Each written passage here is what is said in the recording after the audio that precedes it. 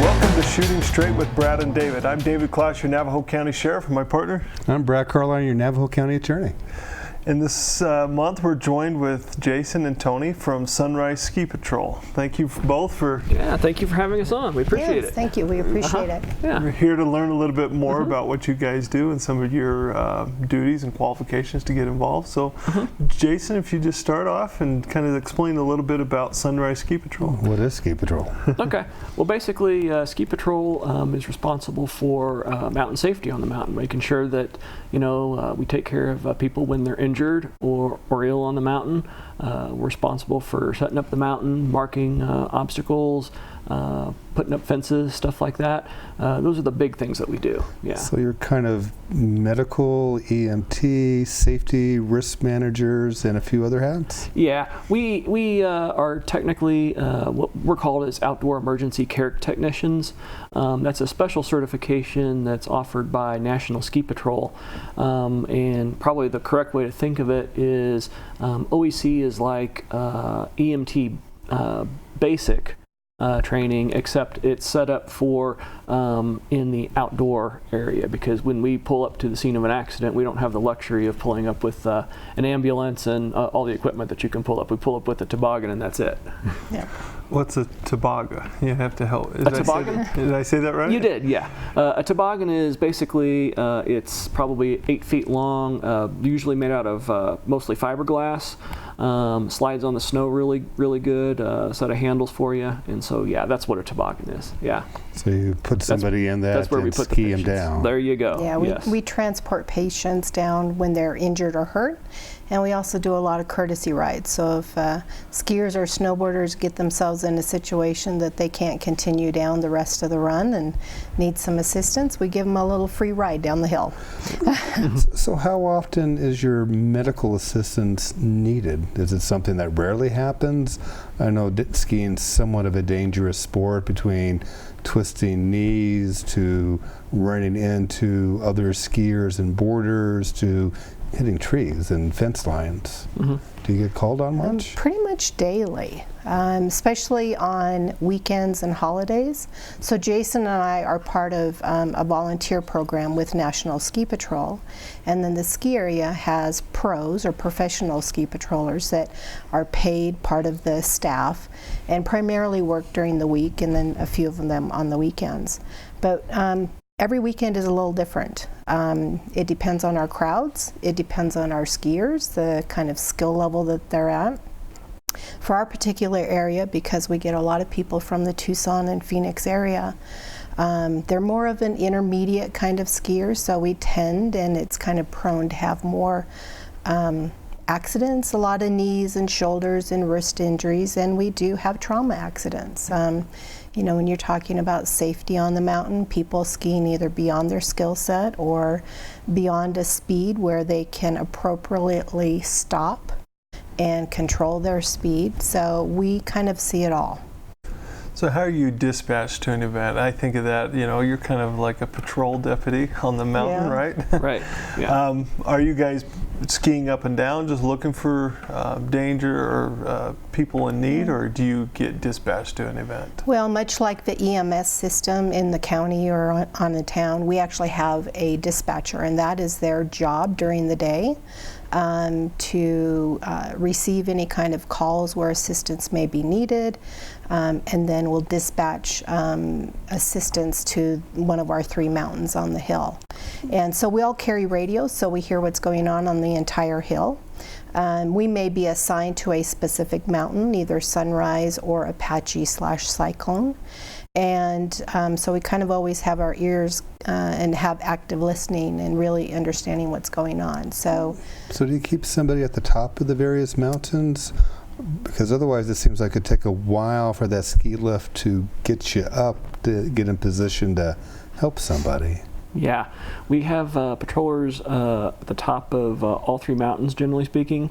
We try to, keep a certain minimum number, and what that minimum is depends on, how busy the day is and how many skiers we've got up. But we always have someone stationed at the top, ready to respond to any accidents that come up. You'd also started talking about, besides doing the initial medical triage care, in essence, that you put up fencing and did other stuff to make the ski run safe? Yeah, sometimes, first off, we have to worry about perimeter fencing around the ski area to make sure that people ski in bounds. You don't What do you want mean by in bounds? within the ski area's territorial limits. We don't want people skiing out of bounds and going out into areas that are unpatrolled and are unsafe for the public. And we want to, and basically those boundaries are determined by, natural geographic lines, and so it's designed to keep people from going over into an area where they can't return back to one of the base areas and getting themselves lost in the wilderness, and then you'd have to call Mr. Clouse and stuff to come help us with the search and rescue. So Does that happen? it does. It has happened. Yes. Yeah. Do they ignore the signs and the fences? Well, when you have a really good powder day, sometimes it's just way too enticing. And I think we had a situation most recently at the end of last year. We had a great winter, lots of snow, a couple of young kids, teenagers, and we have what's called the backside. And it's between Apache Peak and Cyclone Peak. And they went beyond kind of the area boundary, which are clearly marked, and chose to get a few nice turns in some great, awesome powder. And then they quickly found themselves heading down towards a creek where they couldn't hike back up. The snow was too deep, so we had to deploy a search and rescue team for them. How did you even find out they were missing? Well, they actually had phone reception and called their sister, and the sister got a hold of us. It was around 3 o'clock when it was reported, towards the end of the day. That's when they always come in. Right, exactly. And so, every situation is different. We've had people go off on the backside of Sunrise, and they see a little open space, and before you know it, they get in either a creek bed or they get into a group of trees and they can't ski any further. And what's interesting is people's voices. They'll hear people's voices because voice travels across the snow really well. It's different when you're buried in an avalanche because voice doesn't, transmit through that. And they think, oh, it's just the next ridge, I can go over there. So instead of really what they should be doing is stopping, not going any further, because typically then we can follow their tracks, or they should backtrack where their tracks were so that they can get to a place and back in the area. So one of the, I guess, a great measure to kind of help people when they, even if they're within the ski area boundaries, everybody's carrying a cell phone. Make sure that, you have the area number programmed into your phone before you go. And what I always recommend is, especially for backcountry skiers, is to have your GPS turned on. Because hopefully that battery on your phone will last. So even if you're reported lost or trying to get some cell phone reception, that might help us to find you a little bit more quicker. So at the end of the day, as you're skiing down, are you looking for tracks that go out of bounds? Especially during the day, but at night when we call what's called sweep. And so when we have last chairs on all of our mountains, we sweep the entire area. And as patrollers, we're the last people off. So we're always looking around those boundary lines and perimeters for any snowboard or ski tracks that might go off. Looking for tracks maybe coming back into the area. We're yelling, "Hill closed," closing, stopping, listening to see if anybody's going to respond or, that might need some help outside of those areas. So if you see tracks going off, besides yelling, do you actually follow the tracks? Not normally, Okay. No. We note the fact that they went out of bounds, and if we don't see tracks coming back in, we report that to our patrol director. And then if at the end of the day comes and have family members show up saying we're missing somebody, well, There's your starting point. We've got a pretty good idea where to start looking. Yeah. Okay, so you wait essentially until somebody's reported missing before you go off out of bounds yourself. Yeah. Because that sounds like it would be dangerous And to do that on your own too. Yeah, and we will also check the parking lot, especially over on Apache and Cyclone, because if there's still a car maybe parked over there, that might be an indication that somebody hasn't gotten off the mountain yet and back to their vehicle. So. Do you have people that try to play hide and seek with you and stay on the mountain longer? We've had that happen before. Sometimes there are areas at sunrise where they can hide in the forest, back in the trees, where we can't see them on sweep, and they think it's kind of a big joke when they come down behind us. We try not to let that happen. We know generally where they hide and where to look for them. We do look into the trees, but it can happen from time to time. And the thing about it is, I mean, okay, maybe they think it's funny, but if they fall and get injured or something on the way down, there's no one coming behind them, and so they could get hurt up there, and there's nobody to help. It's a so cold night. It's a bad idea. Yeah. Any penalties for those who play that foolish game? There's a limited number of things. You know, they probably get a good lecture from our patrol director, and you know, but you know, kind of what disciplinary action should be taken would be up to area management. Yeah. Where we see people kind of straggling or in the trees is on a nice sunny spring day. They're like, oh, we just don't want to leave. We're having too much fun, and so we're having to kind of go through and scatter everybody out and kind of head them downhill. Yeah. So we can eventually go home. You had mentioned people getting avalanches. Yeah. Do you guys monitor for those type of things? Special training for avalanches? Yeah. Yeah, we have avalanche areas at sunrise. So you do have them then? We do. Yes. All in Cyclone Mountain, really. And we do, of course, early on in the year, we have to do avalanche control. Make sure that those areas are safe for the customers. When you say avalanche control, how do you control an avalanche? Well, a couple of ways. You can, 3 ways really. You can boot pack it. You can. Okay, explain boot pack. Does that Sure. sound like it's what you're saying? You just stomp on it? You're just stomping on it. Yeah, going across the face of the mountain at an angle, basically trying to stabilize the snowpack. And so you're just packing it down yourself, is what you're saying? Yeah, that's what boot packing. But okay. Boot you see, I'm in is, my trouble now. Yeah. And then there's ski cutting. You're largely doing the same type of thing, except you're on a skis or a snowboard, and then occasionally we also use explosives to control and mitigate avalanche danger too. Yes. So what exactly is an avalanche or causes an avalanche that you would even be looking for to do you boot packing or cross skiing or? Well, there's a combination of things. So years ago, I was at another area, and I was one of their team leads on avalanche. So very familiar with it. Spent a lot of time in Jackson Hole. Lots of avalanche prevention there. And it's basically, wind has a lot to play with it. The kind of snow, if it's really dense, you might have heard grapple, which is kind of like little ball bearings. Those can trigger an avalanche. So if you have a hard pack of snow and you have grapple, which are the low ball bearings, and then snow, load bearing snow on it, there's a couple different kinds of avalanches. One is just a slough, which will go down to the next layer of snow until it's stabilized. And then there's slab that can go all the way actually to the ground.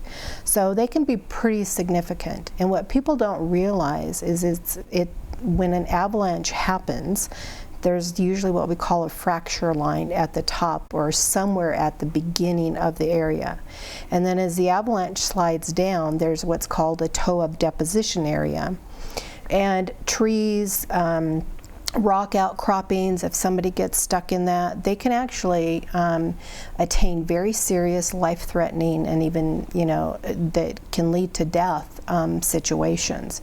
Major fractures where you end up bleeding internally. So it's very serious, and we take avalanche control and try to mitigate that as much as possible.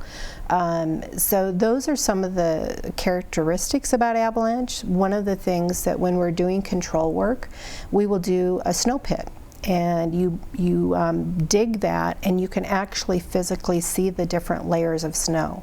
Some of the layers, the snow crystals, if you look under them under a microscope, no snowflake is the same, but when they bind together, that builds a really strong solid base, and it doesn't slide a lot. But when you have rounded snowflakes that aren't attaching to each other, you have a very kind of loose kind of snowpack that can lead to avalanches very quickly. So when you dig that pit, it's kind of looking at stratus rock, and you can see different layers of it? It's like cutting a tree and looking at the rings in the tree and the layers of life. You can see in a tree like how much water it gets. The same thing when you're digging a snow pit.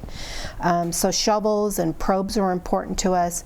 The other piece of equipment that most backcountry skiers, anybody that's skiing in a high avalanche prone area, is some kind of transceiver. So when you're going out, you want to put your transceiver where it's sending a transmission out. So should you get buried, then the rescuers would be on receiving, and they're receiving that beep or that tone back so that eventually maybe they could find you. So when you were back in the Jackson Hole, where there's sounds like a lot of potential for avalanches, did you ever have to or get to participate in avalanche rescue?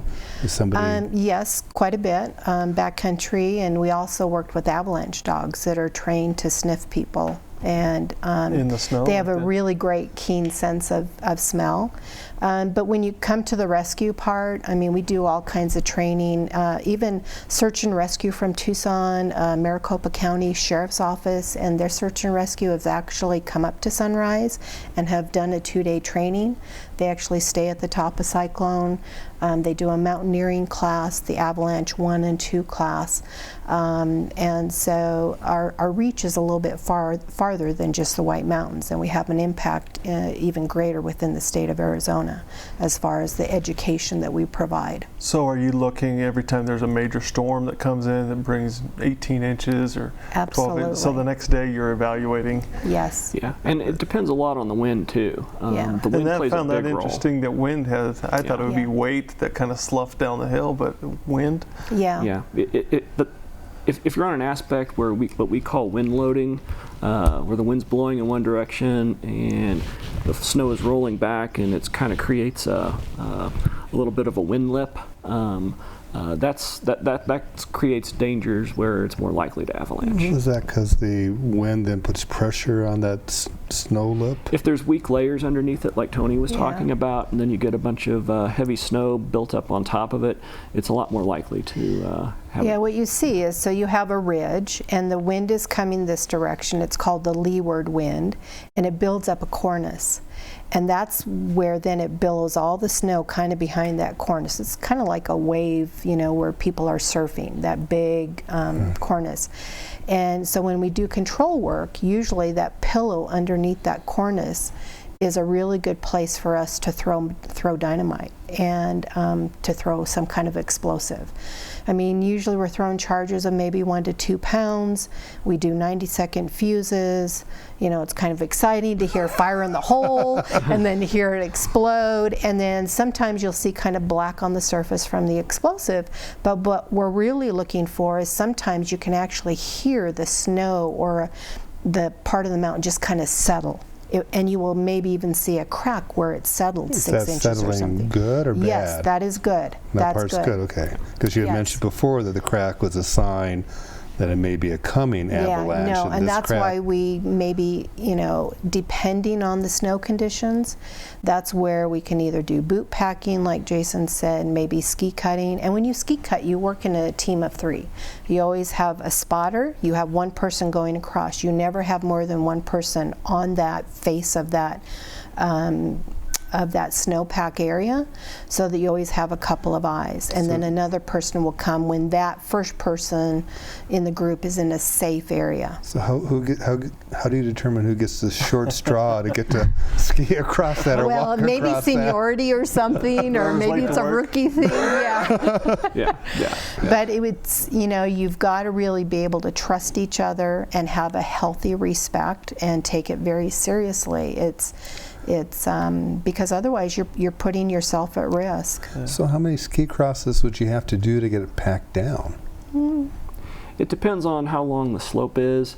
Most, at Sunrise, I would say, for runs, well, just to call them off specifically, like Thunder or Ronnie's Dream or Tempest. Those are the blacks. Yeah, right? those are Double the double blacks. blacks. Double blacks, yeah. And typically, if you made 4 or 5 cuts across the face of those, it'd generally be pretty good. We don't have really super long, steep sections, but those are long enough that you can probably get across 4 or 5 cuts across. Jason, I know you're a snowboarder, so do they prefer wider like a snowboard over the skis, or the skis better because there might be more pressure in a narrow area? It depends. I don't, you can, if you're obviously if you're foot packing, it doesn't matter whether you're in ski boots or in snowboard boots. If you're ski cutting, it probably doesn't matter a lot either. Probably the biggest difference between skis and snowboards in terms of doing avalanche control is actually getting in and out of those areas, especially if you haven't had a groomer in the lower areas. Snowboards have a hard time going if you don't have enough pitch or aspect to keep the board going, whereas skiers can skate and so forth to get around a little bit easier. So I think generally speaking, in areas that have a lot more serious avalanche terrain than us, generally it's preferred that the skiers do that kind of work. But Well, I think one of the advantages with the skier is when you are doing your ski cutting on your downhill ski, you can kind of stomp on that and see if you're going to get a little slough of snow to go, or like start a little avalanche, or if it's going to actually kind of sink down a little bit and make it a little bit more stable. So as ski patrol, what skiers or boarders drive you nuts the most? Well, I would probably say skiers or snowboarders that come up that don't read trail maps, don't take any accountability or responsibility for the potential risks that they're about to encounter. And what I mean by that is we kind of live and kind of operate by a code of skiers' responsibility. And that is, knowing your trail map, know what runs are open. So as, best practices, listen to the snow report in the morning. It tells you what runs, what chairs are open. The runs are rated by skill level. So green is primarily beginner area, blue is more intermediate, and then you have blacks that are expert, and double blacks that we just talked about that are, very experts, advanced. And there are certain times throughout the season, based on what areas that we have open on the ski hill, that there may not be a beginner area or run open from the very top of Sunrise. That's very common. And even though we might have it posted on a whiteboard at the bottom, people tend not to see that. And I would say the other thing that kind of is a challenge for us is people that come up and are skiing beyond their means. They come up with friends, and their friends, the other day I had a snowboarder trying to teach a young gal who was a skier how to ski. And so the best recommendation I have for anybody, it is well worth the money. Take a 2-3 hour morning or afternoon lesson from our ski instructors. They're professionals, they're certified, they know how to train people. Because the reality is any skier or snowboarder has a responsibility to be able to know how to get on and off the lift without endangering themselves or other people, and they've got to know how to stop anywhere on the hill. I guess I just have to ask, means that come from the peace officer point of view. Is there impairment? Do you ever see impairment being a factor that causes injury, accidents, or some of these careless acts? We occasionally deal with skiers or snowboarders who are either intoxicated or under under the influence of other substances. And when we do, and we see it's a problem, we ask them to stay at the bottom of the hill in serious circumstances, we will not allow them to load the lift. Yeah. And that's not only for their own safety, but the safety of all the other customers on the mountain. There Yeah. isn't. We don't have a DUI law that we can enforce like you do, but we will. But you're exactly right. As you can see, it can affect others, and plus, then it puts you at risk if you have to go looking for them or have to do a rescue or anything like that. We've been known and have been called policemen on the slopes because there are slow areas. So we try to slow people down. Sometimes on busy weekends, we'll actually be stationed at as a slow sign as it goes from maybe a blue and intermediate run into more of a slow zone skiing beginner green area. And just so people are a little bit more conscious, because they're out having a good time and racing their buddy or just kind of going at a speed that might not be appropriate for that area or that many people. So what are the ski conditions like this winter so far? We've been very fortunate so far. Yeah. We had a good storm right before Thanksgiving that really kicked things off and got us into really good shape early. We've had a couple more good storms since then. Skiing conditions, and we still consider this early season, anytime prior to Christmas, and we've got excellent ski conditions up at Sunrise. It's 2 really years in a row? It's 2 years in. Well, it's shaping up that way. Yeah, we could have two fat years in a row, and that's awesome. I think the other great thing is the area invested $400,000 of new 10 high-tech snowmaking machines a year ago. And so that's key. They actually started making snow in October to start building a base. And they were making snow continuously, and then we have a big terrain park that they were making that and making some jumps and putting rails on so people can do that. But we're running out of time, but if people are interested in learning what it takes and how to become a volunteer ski patrol person, who would they contact and what do they need to do? Sure. Our patrol, we're always looking for new members. We both have professional ski patrol and volunteer ski patrol. We do have a website. It's sunriseparkskiresort.org. And they can always talk to any instructor or patroller that's up at the area. We have business cards. And it does, we have people that actually don't ski or snowboard, but provide medical assistance at the base area. And what kind of time commitment is there if they want to do it? Sure. Generally what we expect is 12 days of being on the hill. Also, every year we have for the whole season. Yes, for the whole season, and those generally have to be weekend days and holiday days that are designated by the area. And then we also have, in addition to those 12, 2 days that are of training that are required every fall to renew your outdoor emergency care certification, and for us to have a day to do some practice drills with lift evacuation training and stuff like that. And besides helping other people, what other benefits you get for being ski patrol? You get a season pass. You also which is a great benefit in and of itself. But and then we have the benefit package depends on how long you've been with patrol and whether or not you elect to get a family pass or not. But people who get family passes end up with passes for all the members of their immediate families, which spouse and kids generally we're talking about. And then if you don't get the family pack, then you can earn vouchers. And how many vouchers you can earn over a season depends on your level of experience and whether you have some additional training, stuff like that. Yeah, and the benefits go beyond that too. I mean, we have through the National Ski Pro deal, so basically getting your equipment at cost. And then when you go to other areas, there's something usually reciprocal, either a free pass or, a major discount. So. Well, that's all the time we have. We appreciate you guys joining us.